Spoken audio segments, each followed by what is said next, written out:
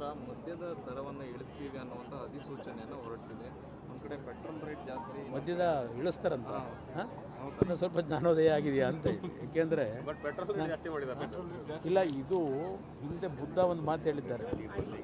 ಬುದ್ಧ ಒಂದು ಸಂದೇಶ ಕೊಟ್ಟಿದ್ದಾರೆ, ಆಸೆಯೇ ದುಃಖಕ್ಕೆ ಕಾರಣ ಅಂತಕ್ಕಂಥದ್ದು ಬುದ್ಧ ಅವರ ಸಂದೇಶ ಪ್ರತಿಯೊಬ್ಬ ಪ್ರಜೆಗೆ. ನಮ್ಮ ಕರ್ನಾಟಕ ಸರ್ಕಾರದ ಸಂದೇಶ ಏನಿದೆ ಸಿದ್ದರಾಮಯ್ಯನವರದು, ಗ್ಯಾರಂಟಿಯೇ ಬೆಲೆ ಏರಿಕೆಗೆ ಮೂಲ ಅಂತಕ್ಕಂಥದ್ದು ನಮ್ಮ ಮುಖ್ಯಮಂತ್ರಿಗಳ ಒಂದು ಸಂದೇಶ ಇದೆ ಅಂತಕ್ಕಂಥದ್ದು ನನ್ನ ಅಭಿಪ್ರಾಯ. ಈಗ ನಿಮ್ಮ ಕ್ಷೇತ್ರದ ಬಗ್ಗೆ ಬಹಳಷ್ಟು ಚರ್ಚೆ ಆಗ್ತಿದೆ. ಚನ್ನಪಟ್ಟಣದಲ್ಲಿ ಈಗಾಗಲೇ ನೋಡೋಣ, ಪಾಪ ನಮ್ಮ ಉಪಮುಖ್ಯಮಂತ್ರಿಗಳು ಈಗಾಗಲೇ 1 ವರ್ಷ ಆಯಿತು.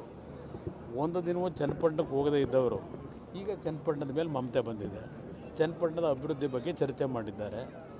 ಇಲ್ಲಿಯವರಿಗೆ ಅವ್ರನ್ನ ಹಿಡ್ಕೊಂಡಿದ್ದಾರೆ, ಯಾರು ಮಾಡಬೇಡ ಅಂತೇಳಿ. ಈಗ ಅವರ ತಮ್ಮ ಲೋಕಸಭಾ ಸದಸ್ಯರಾಗಿ ಚನ್ನಪಟ್ಟಣಕ್ಕೆ ಕೊಟ್ಟಿರ್ತಕ್ಕಂಥ ಕೊಡುಗೆ ಏನು? ಈಗ ಚನ್ನಪಟ್ಟಣದ ಮೇಲೆ ಮಮತೆ ಬಂದಿದೆಯಲ್ಲ, ಜನ ತೀರ್ಮಾನ ಮಾಡ್ತಾರೆ. ಅವರು ಹೇಳ್ತಾ ಇರೋದು, ನಾನು ಅಭ್ಯರ್ಥಿ ಆದ್ರೂ ಯಾರು ಬೇಕಾದರೂ ಅಭ್ಯರ್ಥಿ ಆಗೋದು. ಪ್ರಜಾಪ್ರಭುತ್ವದ ವ್ಯವಸ್ಥೆಯಲ್ಲಿ ಯಾರು ಬೇಕಾದರೂ ಅಭ್ಯರ್ಥಿ ಆಗಲಿಕ್ಕೆ ಅವಕಾಶಗಳಿದೆ.